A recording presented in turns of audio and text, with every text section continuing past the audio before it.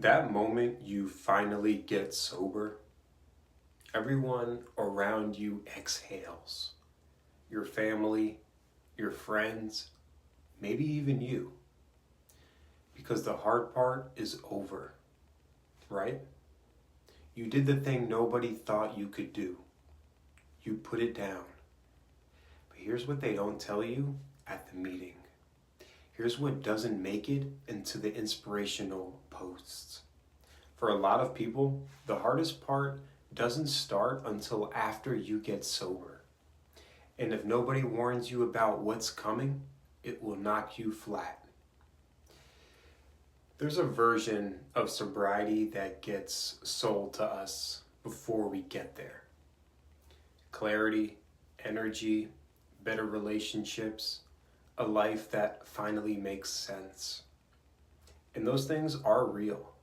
I'm not going to tell you they're not. But between where you are now, newly sober, fighting every day, and that version of your life, there's a stretch of road that almost nobody talks about because it's not dramatic enough to post about. It doesn't look like a relapse. It doesn't look like a crisis. It looks like nothing. You wake up, you're sober, you should feel something. Relief, pride, hope. Instead you feel quiet, flat, like someone turned the volume down on everything, including yourself. And that dangerous thought starts creeping in. Is this it? Is this what sober feels like? If you've been there, or if you're there right now, I want you to stay with me through this whole conversation. Because what's happening to you has a name, and more importantly, it has an end. Let me describe it in the way most people described it to me. It's not sadness. Sadness has texture. Sadness moves. This is more like absence. You're at a birthday dinner and everyone's laughing and you're watching it from behind glass. You can see the happiness. You can reach it, but you can't feel it. Things that used to bring you pleasure, music, food, conversations, even your kids, they feel muted. Like the signal is there, but the receiver is broken. You stop looking forward to things.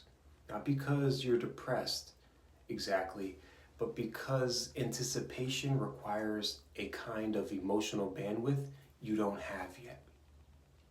And that silence, the one that used to terrify you, the one you used to fill with whatever you were using, that silence is now just your life. And you don't know what to do with it. Here's the thing. That experience has a clinical name. Post-acute withdrawal syndrome, PAWS. And it is one of the most underdiagnosed, least talked about parts of early recovery. Your brain was running on an artificial chemical system for months or years. That system got hijacked. The dopamine, the serotonin, the reward pathways, all of it was being driven by the substance. When you take that away, your brain doesn't automatically know how to generate those feelings on its own. It has to learn them again. And that learning takes time. Not days, sometimes months. This is where I want to slow down. Because this stretch, this flat, silent, nothing phase, is where a lot of people relapse. And it surprises everyone around them. Because from the outside, things look stable. You're sober. You're showing up. You're doing what you're supposed to do. So what goes wrong? Here's what goes wrong. The human brain is not designed to tolerate emotional numbness indefinitely. We are wired to feel. And when the normal channels for feeling are blocked, even temporarily, the brain starts looking for shortcuts. And the shortcut it knows better than anything else? The substance. Not because you want to go back, not because you've forgotten how bad it got, but because you'd rather feel something, even pain, than feel nothing at all. That's the logic of relapse that nobody admits. It's not about weakness. It's not about failure. It's about a brain in withdrawal reaching for the only emotional switch it knows how to flip. Understanding that doesn't excuse relapse, but it does explain it. And understanding it is how you stay ahead of it. Before I keep going, if this is landing for you, if you're in this place right now, or you know someone who is, subscribe and follow this channel. Every week on Clear Minds, we talk about the parts of recovery that don't get covered anywhere else. The real stuff, not the highlight reel. Let's keep going. There's a second layer to this that I think it's even harder to talk about. When you're in it, whatever you were using, it becomes part of who you are. Your personality, your social life, your coping system, your rituals. The way you started your morning, the way you wound down at night, the way you showed up to parties, the way you handled stress, boredom, grief, celebration. The substance wasn't just a habit, it was an identity. And when you put it down, you don't just lose the chemical, you lose the character you built around it. And nobody tells you that means grieving, real grief, the kind that sits in your chest, the kind that doesn't make sense because what you're grieving is something that was killing you. But that's the paradox of recovery. You can know something was destroying your life and still mourn its absence.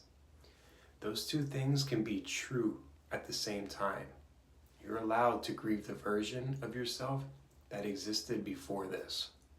You're allowed to miss the numbness, not because numbness was good for you, but because it was familiar. And familiar is its own kind of comfort. The question that comes up in this stage, and it's a hard one, is who am I now? Not who you were, not who you will be, but right now in this weird, flat, quiet in between. Who are you? Most people don't have an answer to that yet. And the absence of that answer feels like failure. It's not. It's the beginning of the most important work you'll ever do. I want to talk about something that almost never gets said in a meeting. The resentment. You got sober. You did the hard thing. You made the sacrifices nobody around you had to make. And then you look at the people who still get to drink at dinner, who still get to take the edge off after a hard week, who have a version of relief that's just available to them.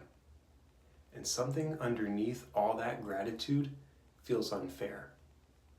You don't say it out loud because it sounds like you're not committed, like you're complaining, like you're not grateful enough for your sobriety. But it's there. And pretending it's not doesn't make it go away. It just makes it go underground, where it does more damage. Here's what I want you to say about that resentment. It's normal. It's honest. And the fact that you feel it doesn't mean you're failing your recovery. It means you're human. And it means you're actually processing your emotions. Maybe for the first time in years, instead of burying them. That resentment is information. It's telling you something about where you still feel deprived, where the wound still lives, where the work needs to go. Don't suppress it. Don't perform gratitude over it. Sit with it. Name it. And then, and this is the key, take it to someone who can help you understand it. A therapist, a sponsor, someone who has been exactly where you are. The hard parts you admit out loud lose half their power over you. The ones you keep grow quietly in the dark. Okay, I've been talking about what's hard. Let me shift for a minute Because in the middle of all this, the flatness, the grief, the resentment, the identity questions, something else is also happening. Quietly, without fanfare. Your body is healing. Your liver, your nervous system, your sleep architecture, your immune function, your brain chemistry. Right now, even if it doesn't feel like it, your biology is doing something remarkable. It's rewiring. It's rebuilding pathways that were hijacked. It's learning again how to generate reward motivation and peace without chemical assistance. That process is slow. It's not linear. Some weeks you'll feel like you're making progress, and some weeks you'll feel like you're back at day one. But it is happening. And there's a specific practice I want to offer for you for this phase. Not because it fixes the flatness overnight, but because it builds something your brain desperately needs right now. Small, consistent proof that you can feel good. Each morning, even just 10 minutes, don't just list what you're grateful for, feel it. Think of one specific moment from yesterday, not a concept, a moment. The coffee that was actually good, the song that caught you off guard, the conversation that didn't go badly. Find the smallest available good thing and hold it for longer than feels necessary. You're not doing this to feel better instantly. You're doing it to teach your brain that reward is still accessible, that pleasure still exists in your world, that there are things worth feeling. You're essentially showing your nervous system a map back to itself. I want to end with this.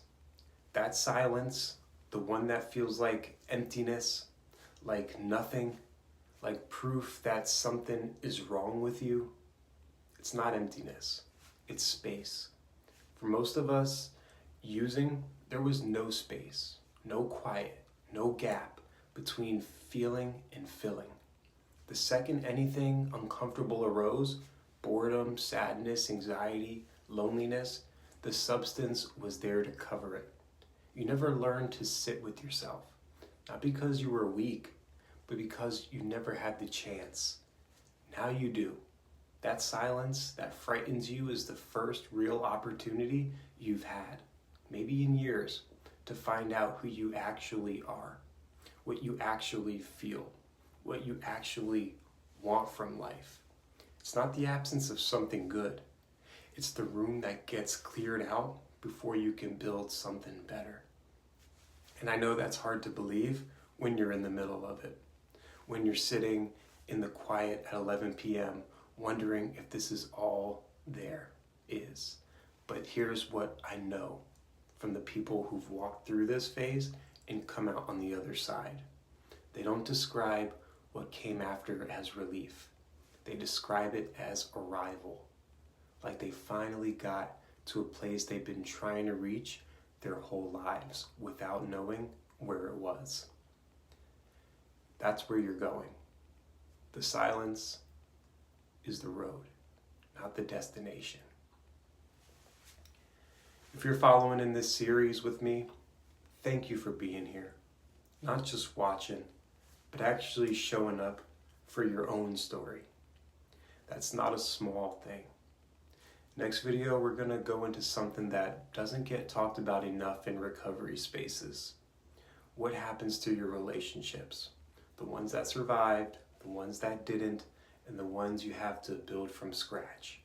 Because getting sober changes you. And not everyone in your life is ready for the version of you that's coming.